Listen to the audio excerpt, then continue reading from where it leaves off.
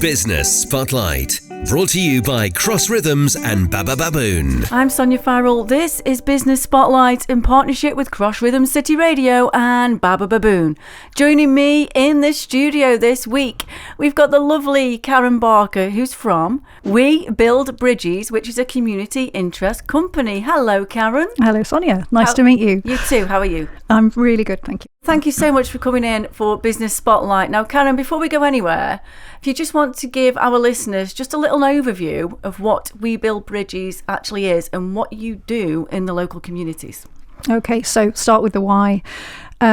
Why I set up We Build Bridges, CiC, is to increase social mobility and reduce skills gaps, because all employers are facing skills gaps at the moment. And actually reducing skills gaps and increasing social mobility are the same thing looked at from a different point of view.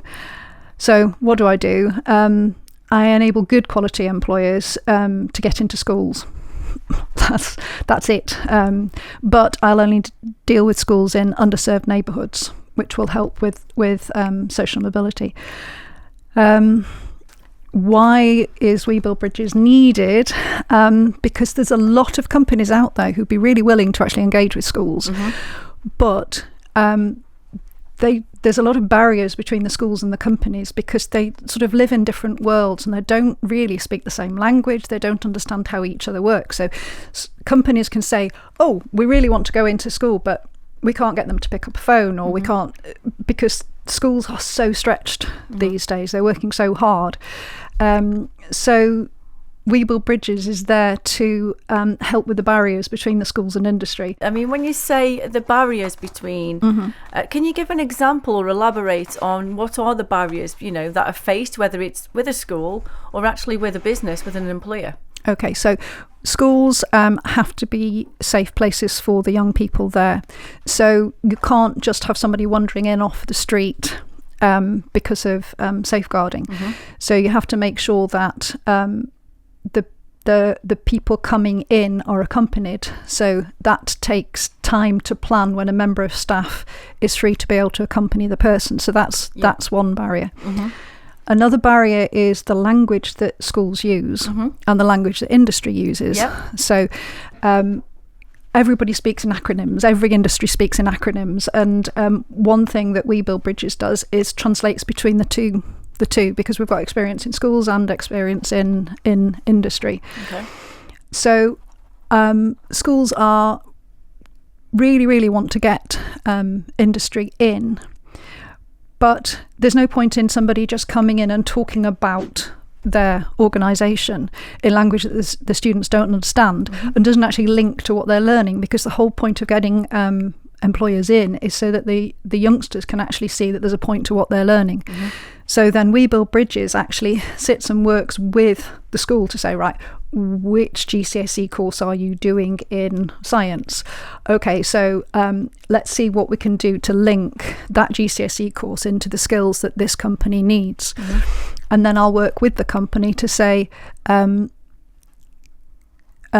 this is how to talk to the children. Rather than using technical language, you can link it back. The other barrier is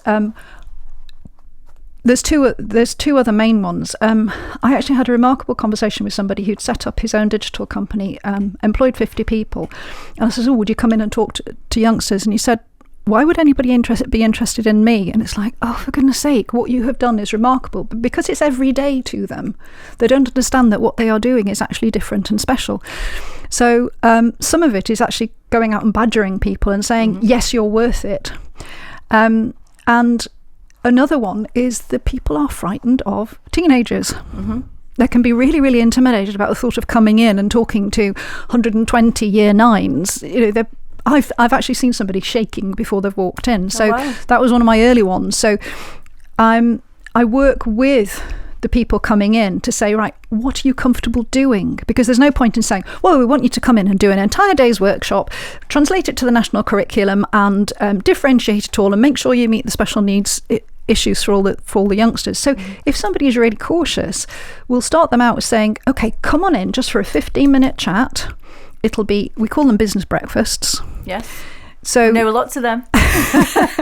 So we get children who are interested in that subject or potentially interested in that subject, and we ask the children to look at the website of the company and come up with some questions first.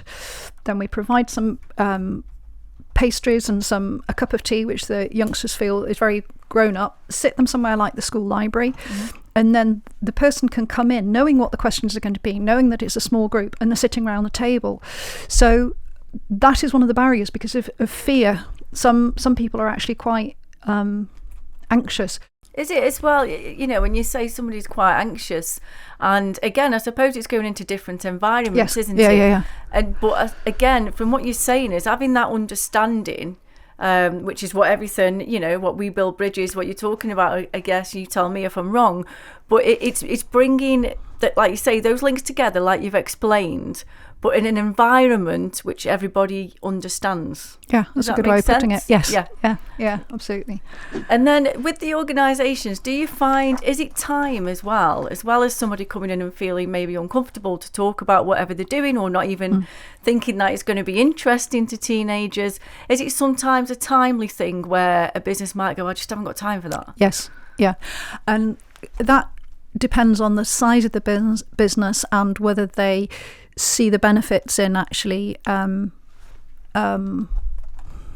whether they see the benefits in coming in and engaging with schools, which is one of the reasons why I broker assemblies, because assemblies can be done and you can be out the door by 10 to 9, and so you've done your sort of corporate social responsibility bit. You've helped out youngsters, because all the research shows that if a youngster meets somebody in 3 dimensions and actually gets a chance to ask them questions, it can completely change their ideas about what careers that they would want to go for. Yeah, and again, I suppose on that side then, careers, if again maybe a pupil, a student, should I say, is not aware of certain roles that are out there, or not aware of certain even industry specifics, then how are they going to know? Yeah, absolutely. I've got a lovely quote, I don't know where I found it from, is you can't aim for what you don't know. So putting it into a positive is industries show young people something that they can aim for, because just about everybody you talk to who runs a business, whether it's small, medium or large, have got skills gaps. But if the youngster hasn't got any experience of understanding what these roles are, they're not going to aim for those, because they don't know what they're aiming for, and particularly there's so many new roles coming through.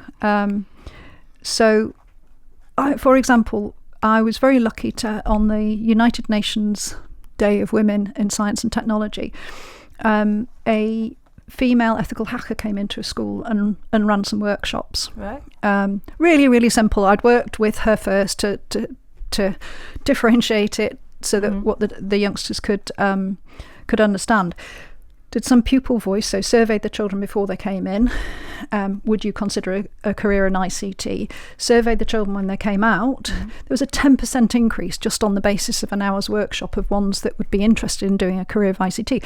And I know that it'll take a long time to see if it will trickle through, but even that sort of change in mindset can help address the skills gaps. And what sort of different roles do you see now more and more coming through? Because you mentioned whether it's technology or sciences, and it's forever evolving, isn't it? Yes, it is. So I mean, there's probably roles that are going to be there in 12 months' time, just saying, that might not be here now.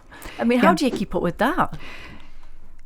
It's teaching youngsters, and a lot of schools are really working hard on this now, is teaching youngsters that how to learn as well as what the subjects are, and getting the basics in place, so getting English and getting maths and understanding about communication, about numeracy skills, and giving youngsters the confidence to be able to say, yes, I can learn this, and then I'll be able to relearn that, and then I'll be able to relearn that, because there's no more careers for life. It just doesn't happen anymore. And there's some fantastic opportunities coming through. The UK is really punching above its weight in quantum, and there's going to be loads and loads of jobs in quantum, but almost no youngsters anywhere will know somebody who's working in quantum already, but there's going to be so many different opportunities coming through, and it's a matter of saying, oh, this looks new and interesting, I'd like to learn more about it, rather than new, interesting and frightening. Yeah, and is it, when you mentioned there opportunities as well, is it, sometimes there can be a negative, there's nothing out there, there's nothing to do, there's nothing to aspire to. Again, it all comes back, doesn't it, is there's probably a lot more opportunities now out there for people, potentially. Yes, there are. But again, like everything that you do with your work, it's bridging that gap. Yes. Yeah.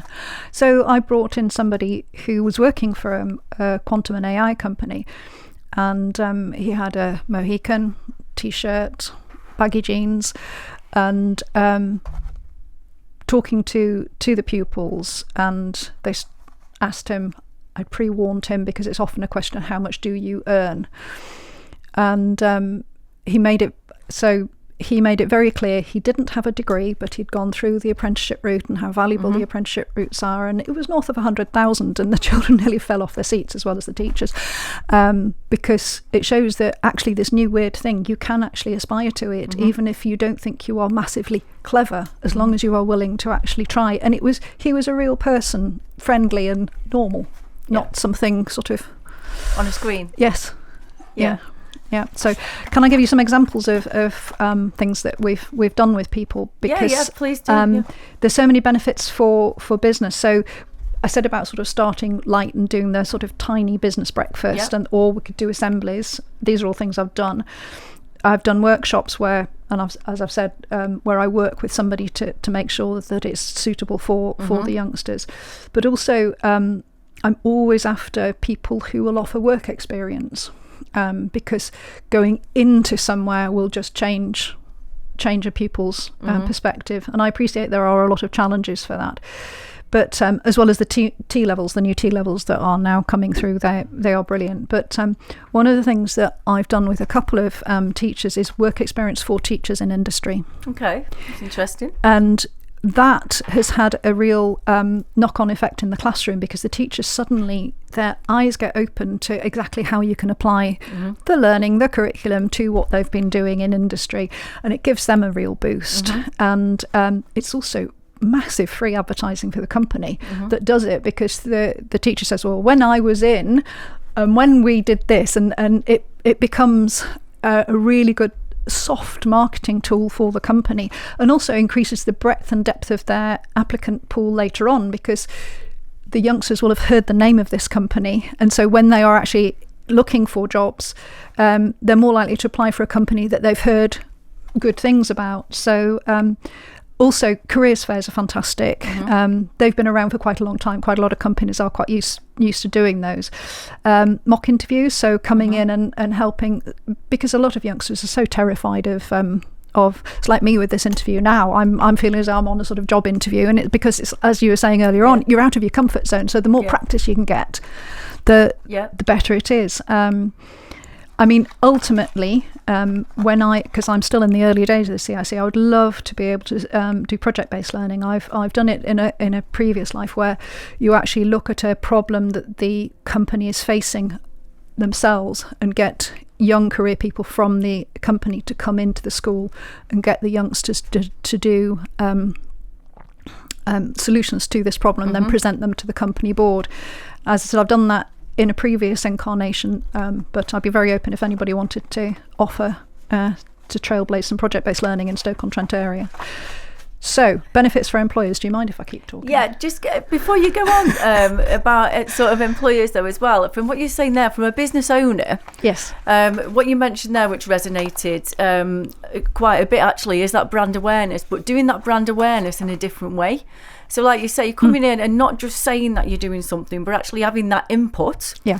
Having that input with students, with young people, showing them the skills, showing them the journey, especially if you're, an owner of a massive, or it doesn't have to be that massive, a successful, it depends what you call success, successful company, but coming in and actually being relatable can not only help, like you say, down the line with maybe potential recruitment, but could inspire that student to go on and do maybe their own business. Yes. Yeah, that's a really good point. The inspiration is massively important. Yeah.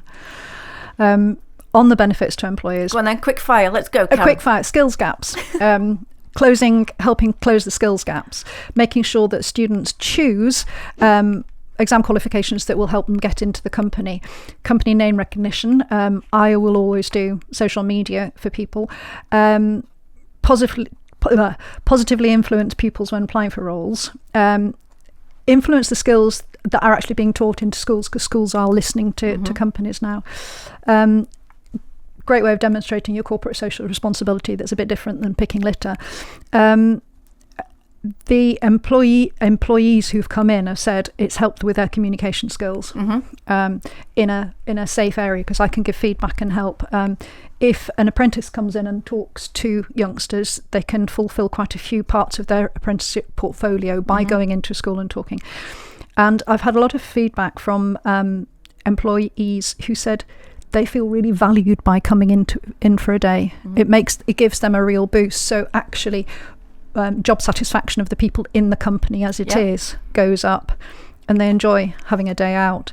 But as somebody has said to me, it's also about doing the right thing from industry for schools. Yeah, there's a lot there, and there's a lot, like you say, and we have a lot of businesses here on Business Spotlight who do come in and they do try and find ways, in all honesty, or talk about ways in which they want to be more involved in their local communities, whether it's through education or whether it's through charities and different aspects like that. But there is a few key things that you did mention there. Again, the recruitment side, the brand awareness side, giving something back, even the staff having like more of a fulfillment in their role as well, and taking that maybe back into the workplace. They could do that. So I see a lot there, and from a lot of businesses that we've had here on the show as well, Karen. Now, just moving forward, just one more thing before you go. Just moving forward, and all your experience and everything that you've already done and achieved with We Build Bridges, what would you like to see in an ideal world, or how could we really bridge that gap between an employer and education side? How could we do it? Is there anything, if you had a magic wand, where you could do that? Giving schools the resources so that they can spend the time engaging with companies. I mean, my ideal is that also companies understand the value that they can get, both financial value and all the other things that we've just talked about, so that it becomes so common that companies do go into schools and help them, that it becomes a, gosh, you're not doing it, that's weird, and it becomes a complete normality. My ideal is that We Build Bridges is not needed. That would be fantastic, so that everybody does it and just think that's the right thing to do. Brilliant. Karen, thank you so much. Thank you. And you may have pushed yourself out your comfort zone, but you've been an absolute star. So you can go back and speak to all your colleagues and associates and tell them what an inspiration you are as well. And thank you for giving me the time. And thank you to everybody who's come into schools so far, because there's been a lot of people, which is just brilliant. So thank you. No problem. That's Karen Barker on We Build Bridges, here with Sonya Farrell. Business Spotlight, shining a light on our local business community. Brought to you by Cross Rhythms and Baba Baboon.